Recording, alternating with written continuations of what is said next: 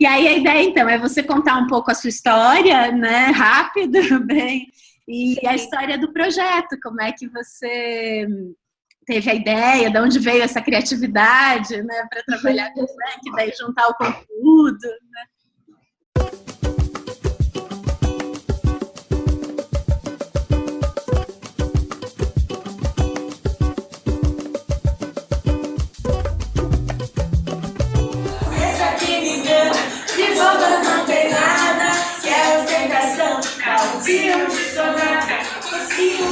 Eu comecei então a trabalhar o meu projeto do Samba ao Funk porque eu percebi que os alunos eles tinham bastante interesse pelo funk em geral, né? Eles cantavam bastante as músicas de funk na sala de aula e também falavam bastante dos artistas ligados a esse tipo de música.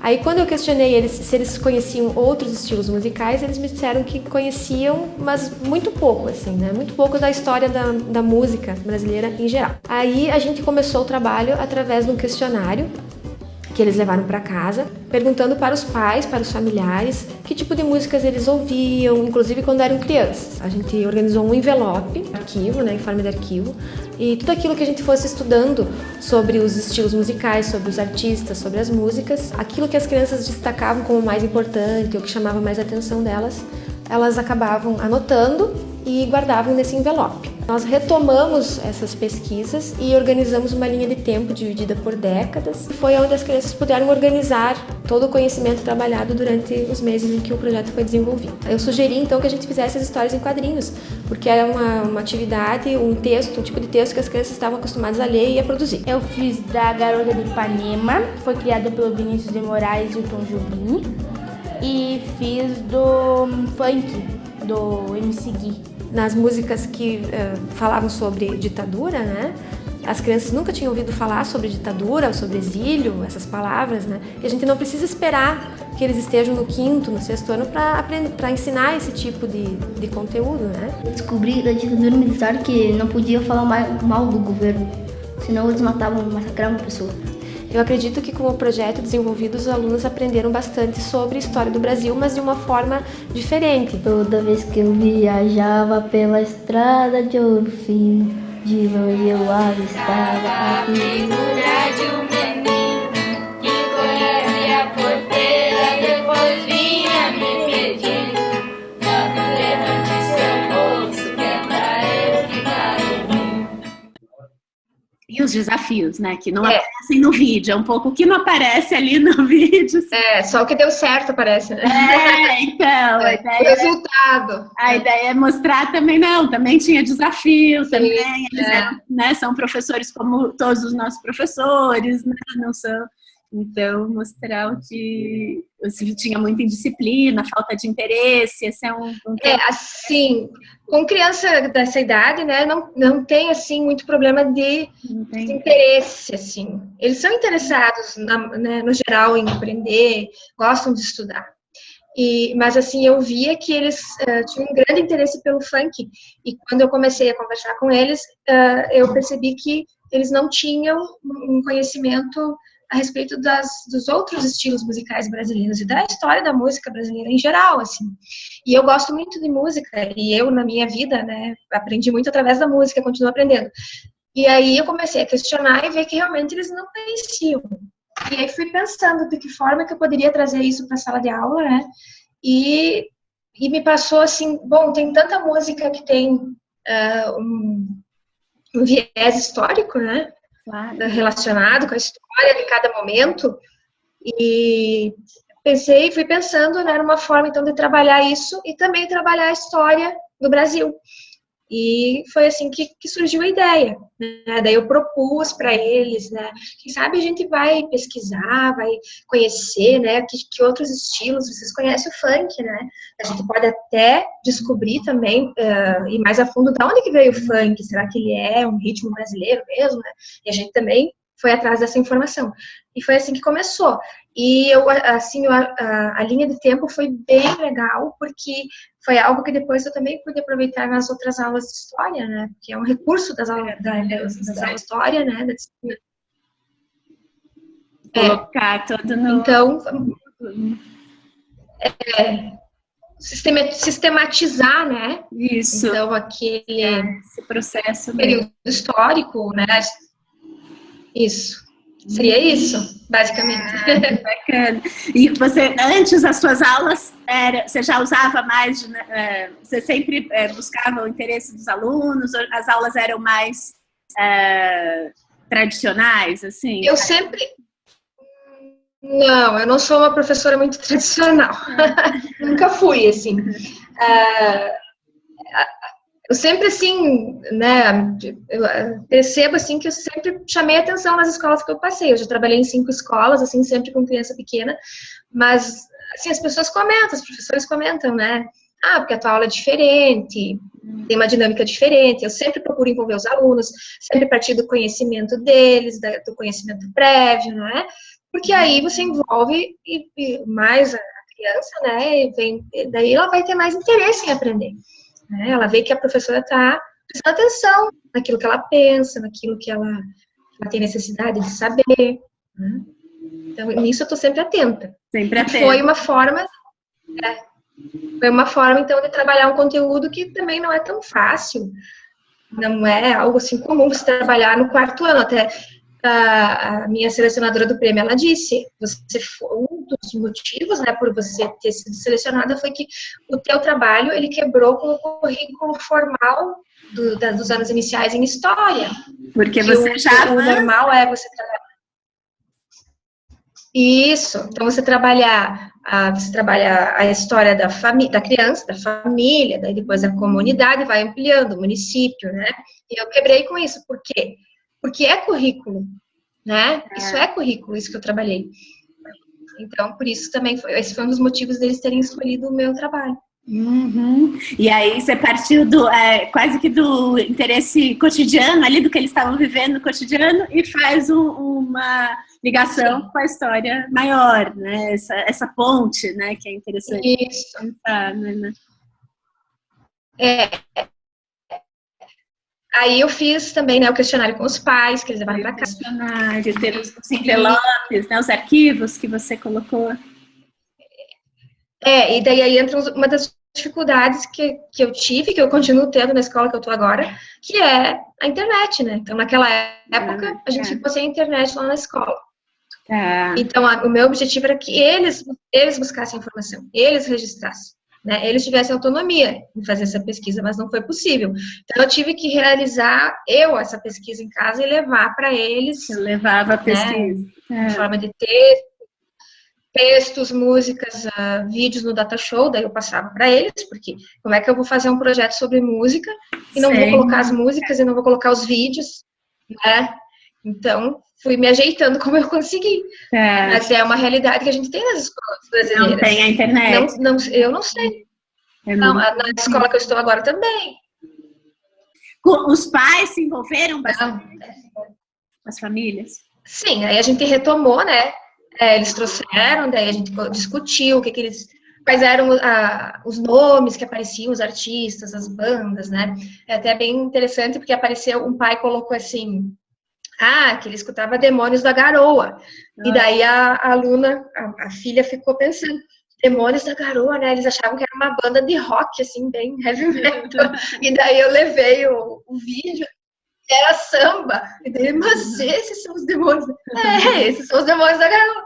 Então, é interessante isso. A outra coisa bem legal foi os vídeos antigos que eram em preto e branco. Né, da Carmen Miranda, do Lupicínio Rodrigues. E daí, olha só como que a criança pensa. Eles achavam que naquela época não existia cores. Não tinha cores. Para eles entenderem que não existia cores, era tudo preto e branco. O mundo era preto e branco. Não, os equipamentos. Bem legal, que nem aquele filme que tem, né? Mas assim, esse tipo de coisa que você vai trazendo com o projeto, né? É uma forma diferente de trabalhar. Eu trabalho sempre, agora eu estou no meio de outro projeto. Foi um projeto mesmo, né? Segundo ano. Sim. Um projeto ao longo do ano todo mesmo. Não, foi 3 meses. 3 meses que durou esse projeto. Não foi tão longo assim. Não foi tão 3 longo. meses. E uma dúvida muito frequente é como é que eu uso o livro didático junto com o projeto? Você usou também o livro didático? Não, você tem um pouco mais de flexibilidade. Não. Com criança menor já não tem tanta... Não usei. Não usou. Tá. Não, eu trazia textos da internet, né? Aí a gente relacionava com as músicas, a gente estudava a biografia de alguns artistas também, né? A história da vida, que eles já sabiam o que significava uma biografia, né? Uma coisa bem legal que a gente fazia era a relação com as revistas, com as notícias. Então, pegava lá a música do Legião Urbana, que país é esse? Né? Aí, pegava lá a revista, o que aparecia nas notícias que tem a ver com esta letra aqui, que é de 1984, 85. Tem coisas que continuam acontecendo, a fome, corrupção, tudo isso continua acontecendo. Né? Então, bem interessante para criança. Você trazia o... eles faziam cartaz. Crítico, né? Um olhar mais crítico mesmo, né? Isso. Sim. E era bem a época das eleições, porque foi em 2014 que a gente foi fez. Antes, né? Então, bem na época das eleições. E a questão da ditadura, né, que você falou, não aparece no vídeo, né? Mesmo que eles vão trabalhar depois esse conteúdo, eu posso antecipar também, né, de acordo com o que dá para eles entenderem, né? Apresentar, foi mais uma apresentação. Até para depois eles não ficarem, de repente, a gente ter menos pessoas defendendo a ditadura, que volta a ditadura, que era bom, né? Então já começa... Já começa desde pequenininho, já vai pensando, né? Sim. É uma coisa que parece muito óbvia pra gente, pra eles não é, né? Não. Claro.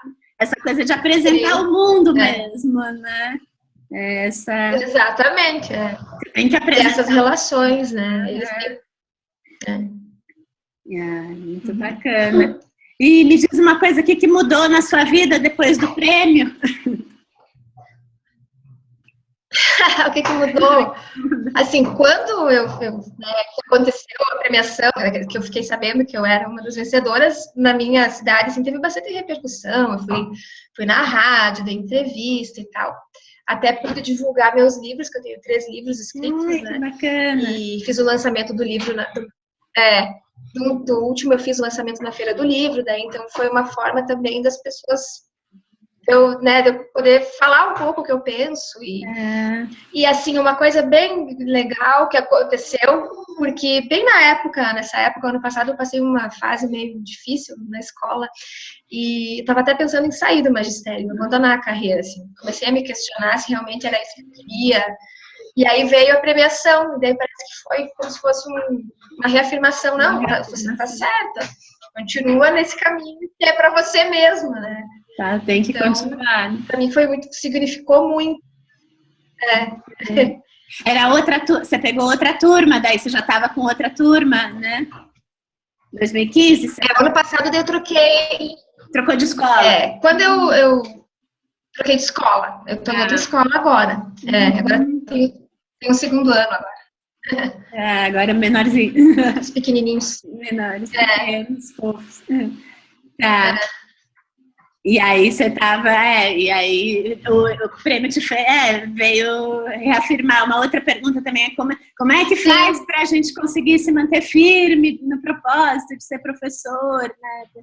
A gente está vendo uma desmotivação muito grande, né? Uma falta de reconhecimento de todos os lados. Outra coisa que o prêmio, né, ele reconhece essas práticas, boas práticas educativas e divulga, né? De repente é um incentivo para o professor que no dia a dia não tem, né? Então, muitas vezes você não tem, por exemplo, aqui no Rio Grande do Sul, o governo, né, está fazendo assim, um descaso total com a educação, com os professores. Muitas vezes a família também, né, se distancia muito da escola, a gente não tem aquele amparo, reconhecimento das famílias dos alunos. Então, é bastante coisa que desmotiva. Mas eu sinto sempre, todos os dias, que é muito importante o que eu faço. Por todas, mesmo que eu tenha dificuldade, que seja difícil, que às vezes você desanime, Mas eu acredito no que eu faço. Eu acho assim que é muito importante e eu vou continuar fazendo enquanto eu tiver força e vontade, né? E a gente sempre tem um retorno pelo aluno. Pelo aluno a gente continua, né? Quando você vê, por exemplo, eu gosto muito dessa fase, segundo ano, alfabetização, porque quando você vê a criança começando a ler, a escrever, né, as primeiras palavrinhas, então é muito bom quando você vê um aluno teu pegar um livro e começar a ler, sabe? A alegria da criança quando ela aprende a ler, quando ela consegue escrever, não tem sensação melhor, é que nem a minha irmã, que também é professora, dizia que nem ter um filho, quando você vê o teu aluno aprendendo, sabe? É isso que faz você continuar, né? É isso. E na escola você tinha mais apoio na escola do prêmio, daí do projeto do prêmio, ou você se sentia isolada também? Isolada. Não, assim, sempre as direções, elas ajudam na medida do possível, mas eu vejo, assim, que as direções de escola, pelo menos aqui na nossa realidade, elas ficam muito ligadas com a função burocrática, é muito papel, é muito, sabe? Não tinha coordenadora pedagógica. Não tinha. Não tinha coordenação, a gente não tem ninguém que auxilie, assim, sabe? Mais de perto do trabalho. Você acaba, você desenvolvendo o projeto sozinha, você não teve um grupo de professores com uma ideia? Não, só depois eu divulguei, né? Eu imprimi todos os gibizinhos que eles fizeram e entreguei alguns exemplares para ficarem na biblioteca da escola. Para as outras turmas, outros professores usaram, leram, assim, foi bem, até me elogiaram, né? Ótimo. Um trabalho legal e tal, né? Os colegas geralmente, né, que estão mais perto, assim, eles reconhecem também, né, quando você faz um trabalho E já fica de registro, né? Isso Sim. serve como registro para os outros anos, porque depois você não continuou mais na escola, né? Isso também é um problema, né? Não tinha um projeto da escola toda, ou de professores, não, foi... Não. Até essa coisa da falta da coordenação é difícil, né, ter essa coisa. Eu vejo que, no geral, assim, os professores, as escolas têm dificuldade de planejar em conjunto, sabe? Às vezes, o que acontece? No começo do ano já se coloca lá, vamos fazer o projeto tal, eu vou fazer o projeto do meio ambiente. De repente é outro problema na minha escola, não é esse? Né? Então eu sinto falta assim de que mais conversa com quem está em sala de aula para ver qual é a necessidade de aprendizagem do meu aluno, qual é a realidade da minha escola, toda da comunidade escolar e aproveitar isso. Né? Claro, né? Não o projeto vindo de fora, né? Não uma coisa imposta, né? Tem que ser uma coisa construída no coletivo. Só que, às vezes, as pessoas têm dificuldade de planejar juntos, né? Pensar. Esse é o grande desafio. Também. Se você pudesse, dar 3 dicas que você acha mais importante os professores que acompanham, eles pedem muitas, às vezes tem muitas questões para, como é que eu dou uma aula de história mais interessante, como é que eu faço para manter essa motivação, para não desistir, tem muito nessa... específico, assim, de história, porque eu não sou prof de história, né? né? Pedagogia, né? Eu sou pedagoga. E daí, anos iniciais, a gente trabalha... Anos iniciais, sim. Né? Mas eu acho 3 dicas. Ou mais, se você tiver. Eu faço assim. Eu sempre tento ver o que o meu aluno já sabe, né, sobre o assunto. Vou trabalhar um assunto, por exemplo, animais. Trabalhar animais, né? O que eles já sabem sobre isso? E qual é que é a curiosidade que eles têm? O que eles gostariam de aprender sobre isso, né? E aí sempre tentar buscar materiais diferenciados, né? Várias linguagens, assim. Então, principalmente crianças pequenos, né? Tem que ter música, tem que ter imagem, tem que ter texto, né? Então, e sempre o aluno, fazendo o aluno construir, sempre o aluno pensar, né? Refletir, acompanhar esse processo, assim, porque aí fica mais significativo do que você apenas ir lá expor um assunto, né, um tema, né, para a criança fica mais, para o adolescente também, né, Eu acho que esse que é o caminho. Eu procuro fazer isso sempre nas minhas aulas, né? Então, partir do conhecimento prévio, né? Do interesse. O que mais? Nossa, a criança tem muita curiosidade, sabe? Você começa a perguntar, assim, surge um monte de ideias que você pode trabalhar, só que o professor tem que estar aberto para isso, né? Ele não pode querer chegar com tudo pronto e achar que é isso aqui que vocês vão aprender e depois eu vou cobrar numa avaliação e deu. Não, né? Eu acho que é um processo que tu faz junto com o aluno. Eu aprendo todos os dias com eles. Todos os dias, né? Até mais do que eu ensino, acho que eu aprendo mais ainda, né? Então é isso. Tem que começar né? Não tem jeito, tem que começar ouvindo, né? Claro, você tem que estar aberto, né? Sempre. Que mais? Que mais que tu quer? E a inspiração? A inspiração, eu leio bastante, sabe? Então, eu acho que uma coisa que me ajuda bastante é a leitura. Não só livros didáticos, assim, pedagógicos, né, de metodologia, mas literatura mesmo, né? Então, eu acho que isso me dá me abre um mundo, assim, de possibilidades, né? E eu tô sempre pensando como é que eu vou fazer, como é que eu vou levar esse conteúdo para o meu aluno, né? De uma forma que ele interaja, que ele possa criar, que ele possa também se divertir, né? Porque a escola não pode ser uma coisa chata, né? Eu não quero uma escola que o aluno vá lá e fique contando os minutos para ir embora, ou só por causa do recreio, ou por causa da merenda, né? Bate o sinal, saem tudo correndo, parece que estavam tudo no presídio. Horrível, né? Não quero uma escola assim, eu quero uma escola agradável, né? Que seja um lugar onde ele vá para aprender, que ele aprenda realmente e da forma mais agradável possível. Bacana. Muito bom. É isso. Você falou que você tem 3 livros. Tenho. Posso mostrar? Pode, claro. Conta um pouco. Tá, então eu tenho o primeiro, que é esse aqui. 12 anos aprendendo a ensinar. Ai, que legal. Então é sobre os primeiros 12 anos, né? Faz 16 anos que eu sou prof. E ali eu escrevo, assim, relaciono teoria e prática, né? Como é que se deu essa relação entre o que eu aprendi na faculdade e nas minhas leituras e com o que os teóricos dizem, né?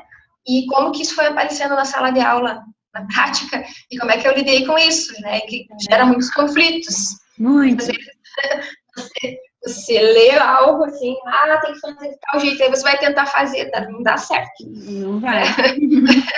Então, aí como é que aconteceu? E até eu coloco, assim, que eu gostaria de ter lido um livro, assim, quando eu iniciei minha carreira, né? Porque aqueles que estão começando têm muitas dúvidas, então eu acho bom para quem está iniciando a carreira. Daí depois eu escrevi o Aprender a Escrever Escrevendo. Que legal. Olha que lindo.